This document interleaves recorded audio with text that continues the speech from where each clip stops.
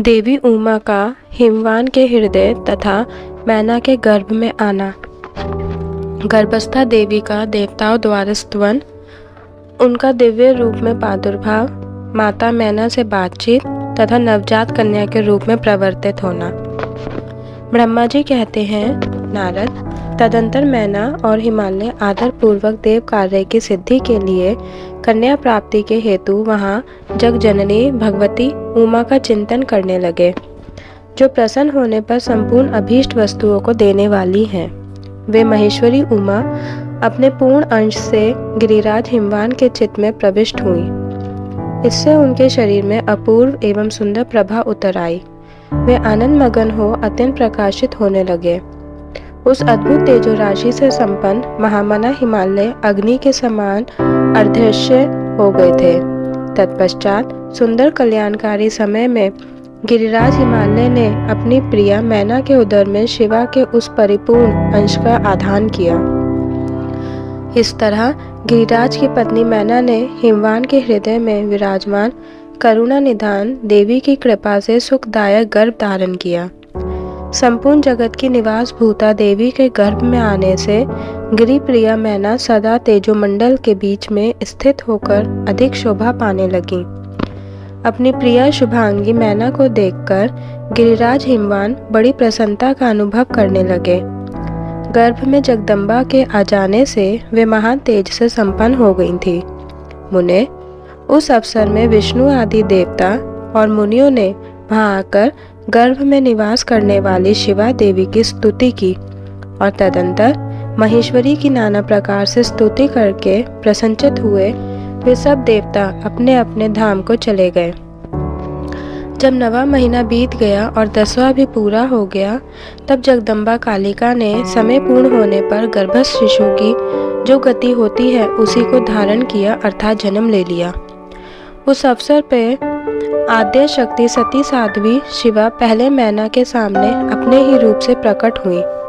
वसंत ऋतु में चैत्र मास की 9वीं तिथि को मर्गशीरा नक्षत्र में आधी रात के समय चंद्रमंडल से आकाश गंगा की भांति मेनका के उदर से देवी शिवा का अपने ही स्वरूप में प्रादुर्भाव हुआ। उस समय संपूर्ण संसार में प्रसन्नता छा गई। अनुकूल हवा चलने लगी जो सुंदर, सुगंधित एवं गंभीर थी।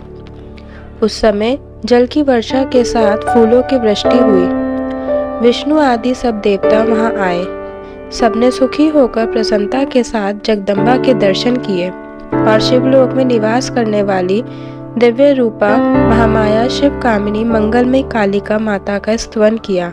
नारद, जब देवता लोग स्तुति करके चले गए, तब मेनका उस समय प्रकट हुई। नील कमल दल के समान कांति वाली श्याम वर्णा देवी को देखकर अतिशय आनंद का अनुभव करने लगी। देवी के उस दिव्य रूप का दर्शन करके गिरिप्रिया मैना को ज्ञान प्राप्त हो गया। वो उन्हें परमेश्वरी समझकर अत्यंत हर्ष से उल्लासित हो उठी और संतोष पूर्वक बोली। मैना ने कहा, जगदम्बे, महेश्वरी, आपने बड़ी कृपा की जो मेरे सामने प्रकट हुई। अंबिके, आपकी बड़ी शोभा हो रही है। शिवे, आप संपूर्ण शक्तियों में आद्य शक्ति तथा तीनों लोकों की जननी हैं। देवी, आप भगवान शिव को सदा ही प्रिय हैं तथा संपूर्ण देवताओं से प्रशंसित पराशक्ति हैं। महेश्वरी, आप कृपा करें और इसी रूप से मेरे ध्यान में स्थित हो जाएं। साथ ही मेरी पुत्री के अनुरूप प्रत्यक्ष दर्शनीय रूप धारण करें। ब्रह्मा जी कहते हैं, नारद, पर्वत पत्नी मैना की यह बात सुनकर अत्यंत प्रसन्न हुई शिवा देवी ने उस गिरि प्रिया को इस प्रकार उत्तर दिया। देवी बोली, मैना, तुमने पहले तत्परता पूर्वक मेरी बड़ी सेवा की थी। उस समय तुम्हारी भक्ति से प्रसन्न हो मैं वर देने के लिए तुम्हारे निकट आई। वर मांगो। मेरे इस वाणी को सुनकर तुमने जो वर मांगा वह इस प्रकार है। महादेवी, आप मेरी पुत्री हो जाएं और देवताओं का हित साधन करें। तब मैंने तथास्तु कहकर तुम्हें सादर यह वर दे दिया और मैं अपने धाम को चली गई। गिरि कामिनी, उस वर के अनुसार समय पाकर आज मैं तुम्हारी पुत्री हुई हूँ। आज मैंने जो दिव्य रूप का दर्शन कराया है, इसका उद्देश्य इतना ही है कि तुम्हें मेरे स्वरूप का स्मरण हो जाए। अन्यथा मनुष्य रूप में प्रकट होने पर मेरे विषय में तुम अनजान ही बनी रहती। अब तुम दोनों दंपत्ति पुत्री भाव से अथवा दिव्य भाव से मेरा निरंतर चिंतन करते हुए मुझ में स्नेह रखो। इससे मेरी उत्तम गति तुम्हें प्राप्त होगी। मैं पृथ्वी पर अद्भुत लीला करके देवताओं का कार्य सिद्ध करूंगी। भगवान शंभु की पत्नी होंगी और सज्जनों का संकट से उद्धार करूंगी। ऐसा कहकर जगन माता शिवा चुप हो गई और उसी क्षण माता के देखते देखते प्रसन्नता पूर्वक नवजात पुत्री के रूप में प्रवर्तित हो गईं। पार्वती का नामकरण और विद्या अध्ययन। नारद का हिमवान के यहाँ जाना, पार्वती का हाथ देकर भावी फल बताना, चिंतित हुए हिमवान को आश्वासन दे पार्वती का विवाह शिवजी के साथ करने को कहना और उनके संदेह का निवारण करना। ब्रह्मा जी कहते हैं, नारद, मैना के सामने महातेजस्विनी कन्या होकर लौकिक गति का आश्रय ले वह रोने लगी। उसका मनोहर रुदन सुनकर घर की सब स्त्रियां हर्ष से खिल उठी और बड़े वेग से प्रसन्नता पूर्वक वहां आ पहुंची। नील कमल दल के समान श्याम कांति वाली उस परम तेजस्विनी और मनोरम कन्या को देखकर गिरिराज हिमालय अतिशय आनंद में निमग्न हो गए। तदंतर सुंदर मुहूर्त में मुनियों के साथ हिमवान ने अपनी पुत्री के काली आदि सुखदायक नाम रखे। देवी शिवा गिरिराज के भवन में दिनों दिन बढ़ने लगी। ठीक उसी तरह जैसे वर्षा के समय में गंगा जी की जल राशि और शरद ऋतु के शुक्ल पक्ष में चांदनी बढ़ती है। सुशीलता आदि गुणों से संयुक्त तथा बंधुजनों की प्यारी उस कन्या को कुटुंब के लोग अपने कुल के अनुरूप पार्वती नाम से पुकारने लगे। माता ने कालिका को उमा कहकर तप करने से रोका था। मुने इसलिए वह सुंदर मुख वाली गिरिराज नंदिनी आगे चलकर लोक में उमा के नाम से विख्यात हो गई। नारद, तदंतर जब विद्या के उपदेश का समय आया तब शिवा देवी अपने चित्त को एकाग्र करके बड़ी प्रसन्नता के साथ श्रेष्ठ गुरु से विद्या पढ़ने लगी। पूर्व जन्म की सारी विद्याएं उन्हें उसी तरह प्राप्त हो गई जैसे शरद काल में हंसों की पात अपने आप सर्व गंगा के तट पर पहुंच जाती हैं और रात्रि में अपना प्रकाश स्वतः महाऔषधियों को प्राप्त हो जाता है। मुने, इस प्रकार मैंने शिवा की किसी एक लीला का ही वर्णन किया है। अब अन्य लीला का वर्णन करूंगा, सुनो। एक समय की बात है, तुम भगवान शिव की प्रेरणा से प्रसन्नता पूर्वक हिमाचल के घर गए। मुने, तब शिव तत्व के ज्ञाता और उनकी लीला के जानकारों में श्रेष्ठ हो। नारद, गिरिराज हिमालय ने तुम्हें घर पर आया देख प्रणाम करके तुम्हारी पूजा की और अपनी पुत्री को बुलाकर उसे तुम्हारे चरणों में प्रणाम करवाया। मुनीश्वर, फिर स्वयं ही तुम्हें नमस्कार करके हिमाचल ने अपने सौभाग्य की सराहना की और अत्यंत मस्तक झुका हाथ जोड़कर तुमसे कहा। हिमालय बोले, हे मुने नारद, हे ब्रह्मपुत्रों में श्रेष्ठ ज्ञानवान प्रभो, आप सर्वज्ञ हैं और कृपा पूर्वक दूसरों के उपकार में लगे रहते हैं। मेरी पुत्री की जन्म कुंडली में जो गुण दोष हो उसे बताइए। मेरी बेटी किसकी सौभाग्यवती प्रिय पत्नी होगी? ब्रह्मा जी कहते हैं, मुनि श्रेष्ठ, तुम बातचीत में कुशल और कौतुकी तो हो ही। गिरिराज हिमालय के ऐसा कहने पर तुमने कालिका का हाथ देखा और उसके संपूर्ण अंगों पर विशेष रूप से दृष्टिपात करके हिमालय से इस प्रकार कहना आरंभ किया। नारद बोले, शैलराज और मैना, आपकी यह पुत्री चंद्रमा की आदि कला के समान बड़ी है। समस्त शुभ लक्षण इसके अंगों की शोभा बढ़ाते हैं। यह अपने पति के लिए अत्यंत सुखदायिनी होगी और माता पिता की भी कीर्ति बढ़ाएगी। संसार की समस्त नारियों में यह परम साध्वी और स्वजनों को सदा महान आनंद देने वाली होगी।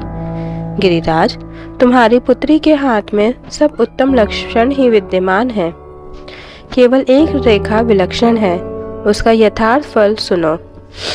इसे ऐसा पति प्राप्त होगा जो योगी, नंग धड़ंग रहने वाला, निर्गुण और निष्काम होगा। उसके न माँ होगी न बाप। उसे मान सम्मान का भी कोई ख्याल नहीं रहेगा और वह सदा अमंगल वेश धारण करेगा। ब्रह्मा जी कहते हैं, नारद, तुम्हारी इस बात को सुन और सत्य मानकर मैना तथा हिमाचल दोनों पति पत्नी बहुत दुखी हुए। परंतु जगदम्बा शिवा तुम्हारे ऐसे वचन को सुनकर और लक्षणों द्वारा उस भावी पति को शिव मानकर मन ही मन हर्ष से खिल उठी। नारद जी की बात कभी झूठ नहीं हो सकती, यह सोचकर शिवा भगवान शिव के युगल चरणों में संपूर्ण हृदय से अत्यंत स्नेह करने लगी। नारद, उस समय मन ही मन दुखी हो हिमवान ने तुमसे कहा, मुने, उस रेखा का फल सुनकर मुझे बड़ा दुख हुआ है। मैं अपनी पुत्री को उससे बचाने के लिए क्या उपाय करूं? मुने, तुम महान कौतुक करने वाले और वार्तालाप विशारद हो। हिमवान की बात सुनकर अपने मंगलकारी वचनों द्वारा उनका हर्ष बढ़ाते हुए तुमने इस प्रकार कहा। नारद बोले, गिरिराज, तुम स्नेह पूर्वक सुनो, मेरी बात सच्ची है, वह झूठ नहीं होगी। हाथ की रेखा ब्रह्मा जी की लिपि है, निश्चय ही वह मिथ्या नहीं हो सकती। अतः शैलप्रवर, इस कन्या को वैसा ही पति मिलेगा, इसमें संशय नहीं। परंतु इस रेखा के कुफल से बचने के लिए एक उपाय भी है, उसे प्रेम पूर्वक सुनो। उसे करने से तुम्हें सुख मिलेगा। मैंने जैसे वर का निरूपण किया है वैसे ही भगवान शंकर हैं। वे सर्वसमर्थ हैं और लीला के लिए अनेक रूप धारण करते रहते हैं। उनमें समस्त कुलक्षण सद्गुणों के समान हो जाएंगे। समर्थ पुरुष में कोई दोष भी हो तो वह उसे दुख नहीं देता। असमर्थ के लिए ही वह दुखदायक होता है। इस विषय में सूर्य, अग्नि और गंगा का दृष्टांत सामने रखना चाहिए। इसलिए तुम विवेक पूर्वक अपनी कन्या शिवा को भगवान शिव के हाथों में सौंप दो। भगवान शिव सबके ईश्वर, सेव्य, निर्विकार, सामर्थ्यशाली और अविनाशी है। वे जल्दी ही प्रसन्न हो जाते हैं। अतः शिवा को ग्रहण कर लेंगे, इसमें संशय नहीं है। विशेषतः वे तपस्या से वश में हो जाते हैं। यदि शिवा तप करे तो सब काम ठीक हो जाएगा। सर्वेश्वर शिव सब प्रकार से समर्थ हैं। वे इंद्र के वज्र का भी विनाश कर सकते हैं। ब्रह्मा जी उनके अधीन हैं तथा वे सबको सुख देने वाले हैं। पार्वती भगवान शंकर की प्यारी पत्नी होगी। वह सदा रुद्रदेव के अनुकूल रहेगी, क्योंकि यह महासाध्वी और उत्तम व्रत का पालन करने वाली है तथा माता पिता के सुख को बढ़ाने वाली है। यह तपस्या करके भगवान शिव के मन को अपने वश में कर लेगी और वे भगवान भी इसके सिवा किसी दूसरी स्त्री से विवाह नहीं करेंगे। इन दोनों का प्रेम एक दूसरे के अनुरूप है। वैसा उच्च कोटि का प्रेम ना तो किसी का हुआ है, ना इस समय है और ना आगे होगा। गिरिश्रेष्ठ, इन्हें देवताओं के कार्य करने हैं। उनके जो काम नष्ट प्राय हो गए हैं उन सब का इनके द्वारा पुनः उज्जीवन या उद्धार होगा। अद्रिराज, आपकी कन्या को पाकर ही भगवान हर अर्धनारीश्वर होंगे। इन दोनों का पुनः हर्षपूर्वक मिलन होगा। आपकी यह पुत्री अपनी तपस्या के प्रभाव से सर्वेश्वर महेश्वर को संतुष्ट करके उनके शरीर के आधे भाग को अपने अधिकार में कर लेगी, उनका अर्धांग बन जाएगी। गिरिश्रेष्ठ, तुम्हें अपनी यह कन्या भगवान शंकर के सिवा दूसरे किसी को नहीं देनी चाहिए। यह देवताओं का गुप्त रहस्य है, इसे कभी प्रकाशित नहीं करना चाहिए। हिमालय ने कहा, ज्ञानी मुने नारद, मैं आपको एक बात बता रहा हूँ, उसे प्रेम पूर्वक सुनिए और आनंद का अनुभव कीजिए। सुना जाता है महादेव जी सब प्रकार की आसक्तियों का त्याग करके अपने मन को संयम में रखते हुए नित्य तपस्या करते हैं। देवताओं की भी दृष्टि में नहीं आते। देवर्षि, ध्यान मार्ग में स्थित हुए वे भगवान शंभु पर ब्रह्म में लगाए हुए अपने मन को कैसे हटाएंगे? ध्यान छोड़कर विवाह करने को कैसे उद्यत होंगे? इस विषय में मुझे महान संदेह है। दीपक की लौ के समान प्रकाशमान, अविनाशी, प्रकृति से परे, निर्विकार, निर्गुण, सगुण, निर्विशेष और निरीह जो परब्रह्म है, वही उनका अपना सदाशिव नामक स्वरूप है। अतः वे उसी का सर्वत्र साक्षात्कार करते हैं, किसी बाहरा अनात्म वस्तु पर दृष्टि नहीं डालते। मुने, यहाँ आए हुए किन्नरों के मुख से उनके विषय में नित्य ऐसी ही बात सुनी जाती है। क्या वह बात मिथ्या ही है? विशेषतः यह बात भी सुनने में आती है कि भगवान हर ने पूर्व काल में सती के समक्ष एक प्रतिज्ञा की थी। उन्होंने कहा था, दक्ष कुमारी प्यारी सती, मैं तुम्हारे सिवा दूसरी किसी स्त्री का अपनी पत्नी बनाने के लिए न वरण करूंगा न ग्रहण। यह मैं तुमसे सत्य कहता हूँ। इस प्रकार सती के साथ उन्होंने पहले ही प्रतिज्ञा कर रखी है। अब सती के मर जाने पर वे दूसरी किसी स्त्री को कैसे ग्रहण करेंगे?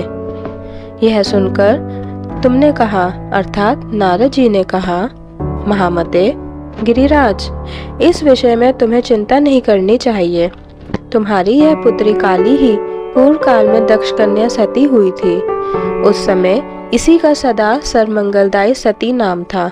वे सती दक्ष कन्या होकर रुद्र की प्यारी पत्नी हुई थी। उन्होंने पिता के यज्ञ में अनादर पाकर तथा भगवान शंकर का भी अपमान हुआ देख क्रोधपूर्वक अपने शरीर को त्याग दिया था। वे ही सती फिर तुम्हारे घर में उत्पन्न हुई है। तुम्हारी पुत्री साक्षात जगदम्बा शिवा है। यह पार्वती भगवान हर की पत्नी होंगी, इसमें संशय नहीं है। नारद, ये सब बातें तुमने हिमवान को विस्तार पूर्वक बताई। पार्वती का वह पूर्ण रूप और चरित्र प्रीति को बढ़ाने वाला है।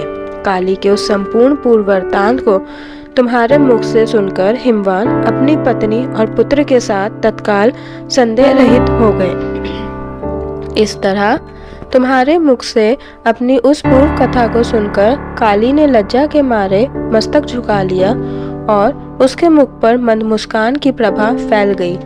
गिरिराज, हिमालय पर्वत के उस चरित्र को सुनकर उसके माथे पर हाथ फेरने लगे और मस्तक सूंघकर उसे अपने आसन के पास ही बिठा लिया। नारद, इसके पश्चात तुम उसी क्षण प्रसन्नता पूर्वक स्वर्गलोक को चले गए और गिरिराज हिमवान भी मन ही मन मनोहर आनंद से युक्त हो अपने सर्व संपत्तिशाली भवन में प्रविष्ट हो गए।